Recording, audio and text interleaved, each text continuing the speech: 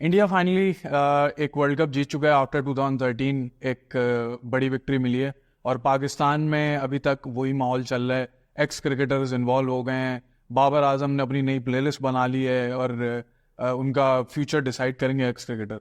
जैसे पहले किसी और ने डिसाइड किया था उनको वापस कैप्टन बनाना, उनको कैप्टनसी से निकालना। खैर, इससे पहले ही एक्स क्रिकेटर हेट फॉरम बन जाए, मेन वीडियो की तरफ चलते हैं।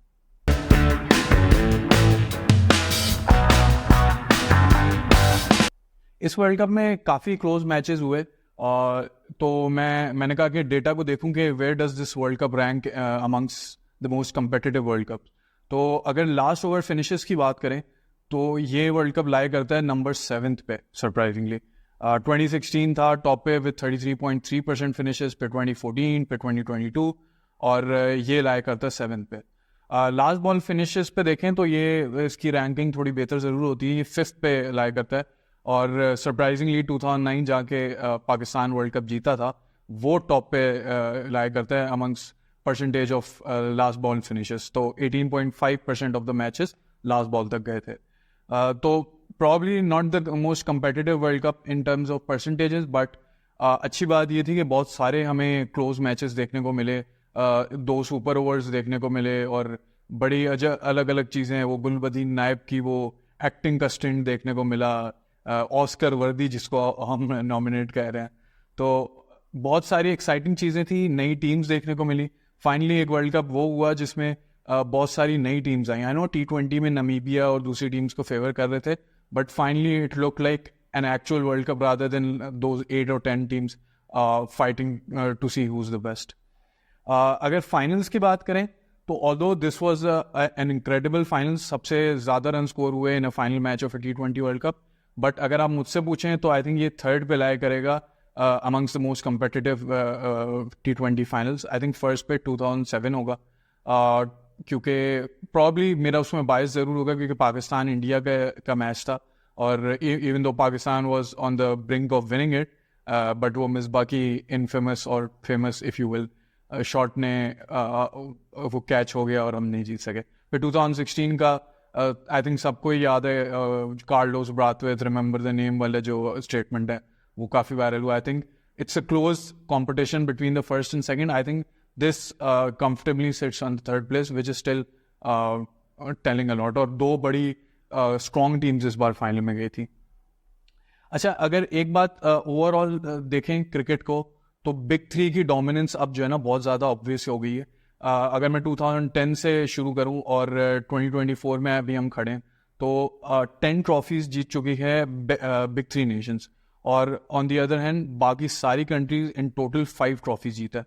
तो this just goes on to show के कितनी ज़्यादा डोमिनेंट हैं ये बिग 3 टीम्स और how much money is playing a factor in it. तो गोइंग फॉरवर्ड भी प्रॉब्लम हमें ये कंटिन्यू होते हुए दिखेगा। अब अगर बात करें कि क्रिकेट इससे यूएस में और दूसरे नेशंस में ग्रो हुई कि नहीं, आई थिंक ये इस वर्ल्ड कप ने ज़रूर साबित किया कि Nepal is definitely country to invest in. यहाँ पे बहुत ही पैशनेट फैंस हैं। अभी भी आप जो मैचेस उनके देखें तो ऑलमोस्ट हाउसफुल जाते थे और वो पिक्चर्स वगैरह भी बीच में वायरल हुई थी जो नेपाल के स्टेडियम के मैचेस ऑलमोस्ट हाउसफुल हैं। तो definitely a big market to tap in. Hopefully हमें और क्रिकेटर्स देखने को मिले हैं जो PSL और दूसरे छोटी मोटी जो फ्रेंचाइजीज हैं जो बहुत बड़े नाम अट्रैक्ट नहीं करते, उसमें अट्रैक्ट करने में काम आएगा। एक चीज़ और अच्छी ज़रूर हुई कि अफ्रीकन टीम्स जो है ना थोड़ी सी नई देखने को मिली। बीच में हम लोग कीनिया को देखते होते थे, जिम्बाब्वे एक बहुत डोमिनेटिंग टीम रही थी, अभी भी उनकी टीम अच्छी थी बट क्वालिफाई नहीं किए। तो it was good to see teams like Uganda, Namibia come in to the mix of things. Namibia I know पहले भी कर चुके हैं but it's good to see कि वो कंटिन्यू करते रहे। यूएस का अगर बात करें तो वो डेफिनेटली साउथ एशियंस को अट्रैक्ट करेगा। वो आहिस्ता आहिस्ता ना सिर्फ एक नेक्स्ट स्टेज में आने के लिए एक अच्छा उन्होंने काम किया, उसके साथ साथ उन्होंने जिस तरह के, आपको पता है कि जितना बड़ा डियास्पोरा है यूएस में, वो उनके लिए बहुत फेवरेबल होगा। जो कि यूएस जाना चाहते हैं क्रिकेटिंग बेसिस पे जाएंगे और you will see this team growing even further. और उनका तकरीबन 3 साल में आप अगर क्रिकेट खेलते रहते हो तो वहाँ पे आप you become eligible to play for the national team. तो you see more and more good players going there. थोड़ा सा थ्रेट ज़रूर होगा but it's good for the cricket that it's growing and it's growing in a market which has a lot of money. थोड़ी सी scheduling की अगर बात करें तो कुछ टीम जो है ना इसके harder and of the stick पे रही हैं. जैसे न्यूजीलैंड की बात करें, जिस टाइम उन्होंने पहला मैच खेला और अनफॉर्चुनेटली वो हार गए, अफगानिस्तान से उनका पहला मैच था, उसके बाद से it was a steep hill to climb for them, क्योंकि ये मैच ना जीतना मतलब उनको बाकी टीम्स पे भी होप करना था और बड़ी टीम्स को हराना उनको पड़ता in order to qualify for the super eights. और अफगानिस्तान को ये एडवांटेज था कि क्योंकि उनके पास एक युगांडा के अगेंस्ट एक बड़ी विक्ट्री मिल गई थी, और न्यूजीलैंड को भी जो उन्होंने आ दिया, taking nothing away from Afghanistan, because I think बहुत ही बड़े मैचेस वो जीते. बट न्यूजीलैंड के पहले मैच के बाद ही इतना बड़ा स्टीप टास्क हो जाना उनके लिए थोड़ा सा डिफिकल्ट था. तो एक स्केजुलिंग पे थोड़े से क्वेश्चन मार्क्स जरूर थे. अगर टूर्नामेंट की बात करें तो ये क्योंकि रिलेटिवली छोटा टूर्नामेंट था, इससे जो है थोड़ा लंबा में देखने को मिलता है, तो ये कुछ टीम्स को एक्स्ट्रॉर्डिनरी इसमें एडवांटेज हो गया. बांग्लादेश ने जहाँ श्रीलंका को हराया तो वो ऑलरेडी कंफर्टेबल पोजीशन में आ गए थे फॉर सुपर एट्स, और इवन दो वो सुपर एट्स में एक भी मैच नहीं जीते थे, they had a chance to qualify for the semis. It is another question why they didn't go for trying to go for the semifinals, क्योंकि उनको तकरीबन 13 ओवर में फिनिश करना था in order to make it to the semifinals, but they didn't go for it. But it says a lot about the tournament कि आप एक match जीत के सुपर एट से सेमीफाइनल के कंटेंडर बन सकते थे. अच्छा, इससे ये भी ज़रूर साबित हुआ क्योंकि हमें पता है कि सुबह के 5 बजे के मैचेस भी हो रहे थे, रात 12 भी हो रहे थे, सुबह शाम 7:30 बजे पाकिस्तान स्टैंडर्ड टाइम की बात करूँ मैचेस हो रहे थे. तो ये हमारे लिए एक अनफॉर्चुनेट चीज़ रहेगी, क्योंकि आपको पता है क्रिकेट बहुत ही डिफरेंट टाइम जोन में खेला जाता है, अनलाइक फुटबॉल जो कि यूरोप सेंट्रिक है. तो सिमिलर टाइमिंग्स पे आपको सारे मैचेस मिल जाते हैं, और कई दफ़ा ये एडवांटेज होता है कि जब क्रूशल स्टेजेस आते हैं तो बैक टू बैक एक साथ मैचेस हो जाते हैं, या एक वक्त में 2-3 मैचेस हो जाते हैं, ताकि किसी को एक्स्ट्रॉर्डिनरी एडवांटेज ना हो. लेकिन क्योंकि आप इतने सारे टाइम जोन्स को कैटर कर सकते हो, सो इधर you lose out some of the audience और you play in different time zones like this world cup happen to be. इससे ये भी ज़रूर होगा कि आईपीएल में जो इम्पैक्ट रूल का डिबेट चल रही थी कि वो सर्वाइव करेगा नहीं करेगा, I think now that India has one, जो उनकी खामियां भी थी वो चुप जाएंगी. तो इवन दो इम्पैक्ट रूल को भी we can still debate, I think next IPL में वो भी सर्वाइव कर जाएगा. थोड़ी सी मैं राहुल द्रविड़ की भी इसमें बात करना चाहूँगा. I think he has come on a full circle. उन्होंने स्टार्ट किया अंडर 19 से, फिर वो नेशनल टीम में आए. नेशनल टीम में ये उस टाइम पे आए थे कि India wasn't the most powerful team going around. ये एक ट्रांजिशनल फेज इस सेंस में था कि आहिस्ता आहिस्ता Ganguly was making them compete against teams like England, Australia. तो ये ग्रोइंग उसमें आए थे, तो एक मीडियोकर या मिडिल स्टेज की टीम से वो एक बड़ी टीम में कन्वर्ट हो रहे थे.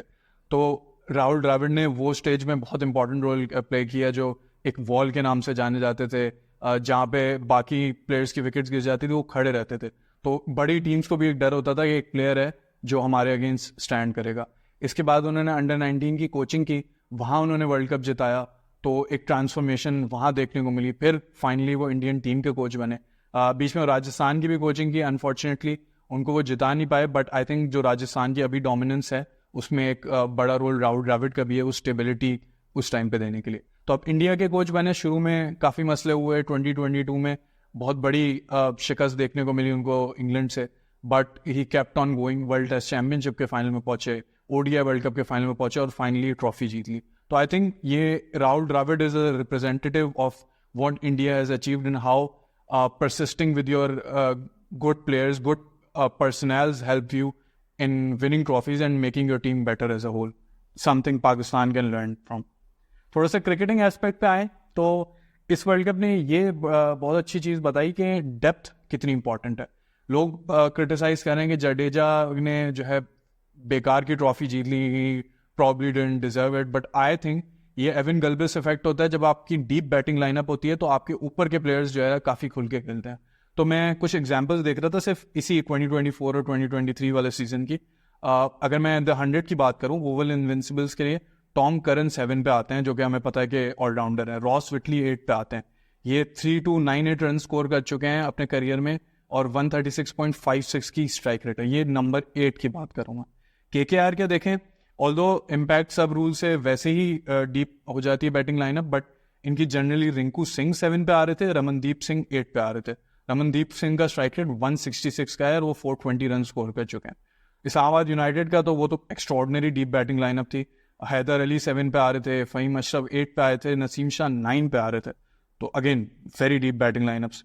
ऐसे T20 की बात करें, सनराइजर्स ईस्टर्न केप के ब्राइडन कार्स 7 पे आ रहे थे, जो कि 738 रन स्कोर कर चुके हैं at a strike rate of 140, और वेंडर मर्वे 8 पे आ रहे थे। हमें पता ही है कि उनके बैटिंग प्रोवेस क्या है, उन्होंने T20 वर्ल्ड कप्स में और साउथ अफ्रीका और नेदरलैंड्स के साथ प्रूव किया कि how good is he. I think New York की ड्रॉप इन पिचेस ने इस जो रन रेट और स्कोरिंग है, और गयाना की पिचेस ने काफ़ी नीचे लाया है। तो ये one of the lowest scoring world cups of all time था। 7.09 इसकी रन रेट थी ओवरऑल।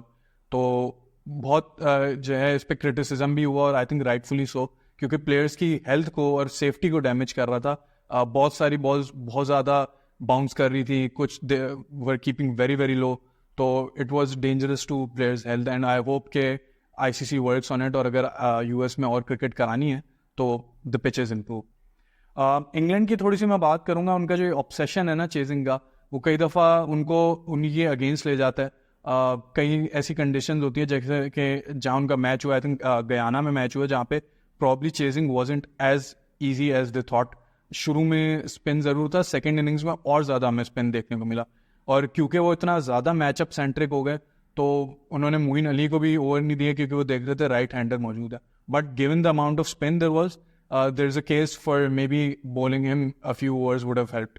तो यहाँ भी एक मसला होने, आई थिंक ये जो एक जनरल प्रॉब्लम होता है जब एक टीम आपकी इतनी बड़ी हो जाती है और डोमिनेटिंग हो जाती है बाकी टीम से, क्योंकि हमें पता है कि 2015 के बाद वो जिस लेवल पे थे, everyone else was probably up at a much lower level, और वो चीज़ें सबसे पहली दफ़ा कर रहे थे। तो जब आप एक मेच्योरिटी स्टेज पे जाते हो तो ये काफ़ी दफ़ा मुश्किल हो जाता है टू कीप इवॉल्विंग। और यू कुड ऑल्सो आर्ग्यू कि जॉस बटलर उस तरह के कैप्टन नहीं थे जो कि एन मॉर्गन थे। अगर विन लॉस रिकॉर्ड देखूँ मैं सिंस 2016, एन मॉर्गन का 1.565 था। 2016 में इसलिए देख रहा हूँ क्योंकि आफ्टर 2015 उन्होंने ये ट्रांसफॉर्मेटिव अप्रोच ली कि एग्रेसिव बैटिंग करेंगे थ्रू आउट और एग्रेसिव क्रिकेट खेलेंगे। तो 1.565 एन मॉर्गन का विन लॉस परसेंटेज थी, रेशियो था, और जॉस बटलर का 1.235 है। तो there is a considerable difference. Going forward you might see a change in captain, although it's still a debate के कौन उनके सेकंड चॉइस होंगे, but it's very likely that Jos Buttler would have to step out of this captaincy. Afghanistan की थोड़ी सी बात करें तो I think they came out as the second best Asian side. Clearly they were a level above the rest of the Asian sides, obviously not India. उन्होंने ये साबित किया कि जहाँ भी bowling conditions उनके फेवर में, they can win matches against any team. Doesn't matter वो ऑस्ट्रेलिया है या क्या है, probably not India, लेकिन बाकी सारी टीम्स के अगेंस्ट वो उनका बहुत अच्छा रिकॉर्ड कंटिन्यू किया। एक उनका मसला ज़रूर है कि 57% ऑफ द रन्स उनके ओपनर्स स्कोर करते हैं, इसमें एक्स्ट्रास भी इंक्लूड कर रहा हूँ मैं। उसके अलावा जो 43% रन हैं वो बाकी टीम स्कोर करती है, तो that is still alarming. But the fact that उनके पास गुरबाज जैसा वर्ल्ड क्लास ओपनर है, that just goes on to show के दे हैव पोटेंशियल। और अनलाइक न्यूजीलैंड जिनके बहुत सारे प्लेयर्स IPL में गए और खेले नहीं, इनके बहुत सारे प्लेयर्स IPL में गए और ऑलमोस्ट सारे खेले, तो ये इनको यहाँ पे बड़ा फायदा हुआ। और अगला वर्ल्ड कप इंडिया श्रीलंका में है, तो that would also help them. अगर मैं बात करूँ फाइनल की इन पर्टिकुलर, तो बहुत लोग इसको द C वर्ड यूज़ कर रहे हैं, चोक जिसे हम कहते हैं, कि साउथ अफ्रीका ने चोक कर दिया, साउथ अफ्रीका ने चोक कर दिया। आई डू एग्री कि दे weren't very good at holding their nerves, but you have to also credit the fact that India has been brilliant in the death overs. अगर मैं इसमें डेथ ओवर्स के थोड़े stats बताऊं, और बुमराह और हार्दिक के इन पर्टिकुलर, तो Bumrah has bowled 46 balls in death overs, 5.8 की एवरेज है उनकी, 3.78 की इकॉनमी, और 5 विकेट्स वो ले चुके हैं। Brilliant extraordinary numbers. ये आइसोलेशन में शायद आपको नहीं वो लगे, लेकिन आप अगर जनरली ओवरऑल डेथ ओवर्स लोगों के देखें तो there exceptional I would say. हार्दिक के अगर मैं डेथ ओवर्स की बात करूं तो उन्होंने भी ऑलमोस्ट 5 की इकॉनमी से बॉलिंग की, और वो भी रेगुलरली विकेट लेते रहे, तो वो भी एक बहुत बड़ा फैक्टर थे। उन्होंने पहले क्लासन की विकेट ली, बाद में मिलर की भी विकेट ली, और he wasn't very easy to get away with. तो 2 बहुत अच्छे डेथ ओवर्स थे जो कि उनको फेस करने थे। बुमराह के 2 ओवर्स बचे थे, तो I think it wasn't as easy as people were making it out to be. और जैसे ही क्लासन आउट हुए, आई थिंक मिलर पे ये प्रेशर था कि उनकी बैटिंग लाइनअप ज़्यादा डीप नहीं है, तो as soon as Johnson gets to face a ball, they already knew के there is some trouble coming. मैं बुमराह की एक और भी बड़ा इंटरेस्टिंग स्टैट देख रहा था कि उन्होंने विकेट्स ज़्यादा लिए हैं, 15 विकेट्स लिए हैं और 12 बाउंड्रीज खाई हैं. तो more wickets than boundaries. Again I am losing out of words to describe how good Bumrah is. Rohit की मैं अभी थोड़ी सी बात करना चाहूँगा. 2022 में हमने देखा था कि 10 विकेट से हारे थे वो against England in the semifinal. तो मैं ये देख रहा था कि रोहित ने किस तरह ट्रांसफॉर्म किया अपने आप को. ये हमने 2023 के वर्ल्ड कप में बहुत ही क्लियरली ये देखा, बट ये ट्रांसफॉर्मेशन आई थिंक जिसकी बड़ी वजह है वो 2022 का सेमीफाइनल था. अगर मैं कंपेयर करूँ रोहित की स्ट्राइक रेट को since the end of 2021 T20 world cup till that semifinal in 2022, उनकी 138 की स्ट्राइक रेट थी. And from that match onwards till today 160 की स्ट्राइक रेट पे खेले और ऑलमोस्ट 45 की एवरेज थी. दैट्स ऑल्सो एक्स्ट्रॉर्डनरी कि आप इतनी ज़्यादा स्ट्राइक रेट पे खेलते हुए इस एवरेज के साथ जा रहे हो. Absolutely brilliant. थोड़ी सी अगर दूसरी टीम्स की बात करूं तो श्रीलंका और बांग्लादेश में एक दो प्लेयर्स का मैं नाम लूंगा, महमूदुल्लाह और एंजेलो मैथ्यूज. दो बहुत पुराने प्लेयर्स और not particularly known for pinch hitting, वो इनके फिनिशर्स थे. तो that just shows what everything that's wrong with their team. They are not evolving with the other teams, England, Australia, India. Same is the case with Pakistan. Although we did go with some power hitters, हम लोग फिर भी conservative approach के साथ गए, anchor heavy हमने team बनाई. और तीनों टीम्स में और तीनों कंट्रीज में एक चीज़ कॉमन है, गवर्नेंस उनके लिए एक प्रॉब्लम रही है. कॉन्स्टेंटली चेयरमैन वगैरह चेंज होते रहे हैं, गवर्नमेंट चेंज होती रही हैं. हमें पता है कि हसीना मोहसिन ने बांग्लादेश में खुद इन्वॉल्व रही हैं कि तमीम इकबाल को वापस लाने में, रिटायरमेंट वापस लेने में एंड स्टफ लाइक दैट. तो गवर्नेंस का मसला एक कॉमन फैक्टर है. एट द एंड हम फ्यूचर की बात करें तो अब एक प्रॉब्लम ज़रूर है कि हर 2 साल बाद एक वर्ल्ड कप हो रहा है. बीच में 2016 से 2021 तक एक गैप आया था, तो उसकी इंपॉर्टेंस थोड़ी सी दोबारा बढ़ गई थी. अब एवरी 2 ईयर्स एक T20 वर्ल्ड कप होगा, बीच में वर्ल्ड टेस्ट चैंपियनशिप होगी, चैंपियंस ट्रॉफी होगी, ODI वर्ल्ड कप होगा. तो ओवरऑल इन ICC टूर्नामेंट्स की आई थिंक ऐसा इंपॉर्टेंस कम हो जाएगी. और not all teams can play as much cricket as big 3 do. उनके पास डेप्थ भी है, उनके पास रिसोर्सेज भी हैं. वो टेस्ट में आपको पता है कि हर कोई नहीं कमाता, सिर्फ बड़ी कंट्रीज ही कमाती हैं. तो big 3 would be playing all 3 formats regularly. उनकी बी टीम वगैरह खेलती रहेगी, बट यूड सी कि बहुत सारे और टीम्स जो है कम खेलना या तो शुरू हो जाएंगी या आपको रिटायरमेंट्स वगैरह दिखेंगी. न्यूजीलैंड और ऑस्ट्रेलिया का आई थिंक रीबिल्ड स्टार्ट हो गया है. न्यूजीलैंड के लिए केन विलियमसन रिटायर हो गए हैं, ट्रेंट बोल्ट रिटायर हो गए हैं, Tim Southee is towards the end of his career. तो 2-3 उनके बड़े प्लेयर्स रिटायर हो रहे हैं. ऑस्ट्रेलिया के डेविड वार्नर जा रहे हैं. जो ट्रियो है इनका मिचेल स्टार्क, हेजलवुड और कमिंस का, ये भी their towards their end of the career. बहुत बड़ी बात होगी अगर ये अगला वर्ल्ड कप भी खेल गए तो बड़ा मुश्किल होगा इनको रिप्लेस करना. तो it would be interesting to see where New Zealand and Australia goes. Although उनके पास प्रॉमिसिंग चीज़ें भी है जैसे Travis head for Australia, Fraser McGurk. New Zealand के लिए भी जिस तरह हमें वो हमारे बैकयार्ड में हरा के गए थे, तो इट शोज़ कि उनके पास टैलेंट आ रहा है, but obviously very very big shoes to fill. तो it would be interesting to see where they go. थोड़ी सी एवरेज एज की बात करूं तो ऑस्ट्रेलिया इस टूर्नामेंट में सबसे ज़्यादा एवरेज एज के साथ आई थी. ऑलमोस्ट 32 की उनकी टीम की एवरेज एज थी. New Zealand similarly 31.47. फिर इंडिया थी. इंडिया का हमें पता है कि ऑल्दो रोहित और Kohli are also big shoes to fill, even Jadeja, but उनके पास बहुत सारा अच्छा टैलेंट आ रहा है. आई थिंक रोहित और कोहली फिर भी उनके शूज़ फिल हो जाएंगे क्योंकि शुभमन गिल, गायकवाड और ये सारे अच्छे प्लेयर्स आ रहे हैं. But Jadeja being doing that allrounder role, वो मुझे लगता है थोड़ा सा डिफिकल्ट होंगे. इंग्लैंड के लिए भी वही सिमिलर स्टोरी, 30+ की एवरेज एज है. साउथ अफ्रीका के बड़ी एज है, 30+ है. डेविड मिलर रिटायर हो जाएंगे most likely. I don't know कि वो अगला वर्ल्ड कप खेल पाते हैं कि नहीं, तो उनको रिप्लेस करना मुश्किल होगा. तो बहुत सारे मसले होंगे, बहुत इंटरेस्टिंग होगी going forward. Hopefully for cricket fans ये टीम्स अच्छा रीबिल्ड करें ताकि क्रिकेट कंपेटिटिव रहे. For South Africa I think going forward एक मार्करम जैसा कैप्टन मिलना बहुत अच्छा था, क्योंकि मार्करम जानते हैं किस तरह वर्ल्ड कप जीते आते हैं, किस तरह टूर्नामेंट जीते आ रहे हैं. तो फ्रॉम दिस स्टेज आप ये अगर कोई उनको चेंज कर सकता है और ट्रॉफीज जितवा सकता है, I think Aiden Markram is perfectly suited for that. तो that is one good thing for South Africa. और जैसे मैंने कहा कि इंडिया और श्रीलंका में आखिरी जो सेकंड वर्ल्ड कप है अब, तो उसको अफगानिस्तान को बड़ा हेल्प मिलेगा, और क्योंकि वो आईपीएल में बड़ा रेगुलर खेलते हैं, तो again big advantage for them. Pakistan और इंडिया दोनों के लिए अब जो है नए कैप्टन्स देखने को मिलेंगे. इंडिया के लिए प्रॉब्ली नया कोच होगा. जो रूमर्स हैं वो गौतम गंभीर के हो रहे हैं, तो देखते हैं कि उनके अंडर कैसा काम करते हैं, क्योंकि हमें पता है राहुल द्रविड़ बहुत ज़्यादा डेटा सेंट्रिक ज़रूर हैं, बट गौतम गंभीर इज़ अगेंस्ट डेटा. तो एक वापस से शिफ्ट क्या वो लेना चाहेंगे आफ्टर विनिंग अ ट्रॉफी, तो ये बड़ा इंटरेस्टिंग होगा.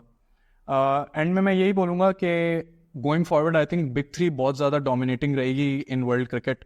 You will see them winning more trophies, playing better, क्योंकि जब हमारे लिए जब ज़्यादा टूर्स वगैरह आते हैं तो हमें वही शाहीन और उन्हीं प्लेयर्स को खिलाना पड़ता है.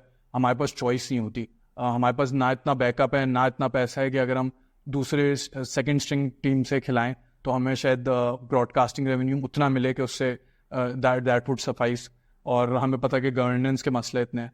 तो I think big three dominate करती रहेगी. इट वुड बी जो मतलब ऑब्वियसली एक्सेप्शंस एग्जिस्ट करेंगे कि दूसरी टीम जीतें. तो हम फोर्थ हाईएस्ट अर्निंग टीम है आईसीसी से, तो आई होप के बिग थ्री अगर डोमिनेट करें भी तो we turn out to be at least the fourth best team in the 5 or 10 years to come, and hopefully our financial status also keeps improving with PSL and with more bilateral trophies. So hopefully we can become a team that is capable of winning trophies, और हम दोबारा से second best team in Asia का title ले सकें. तो इसके साथ क्रिकेट नामक एपिसोड खत्म करते हैं.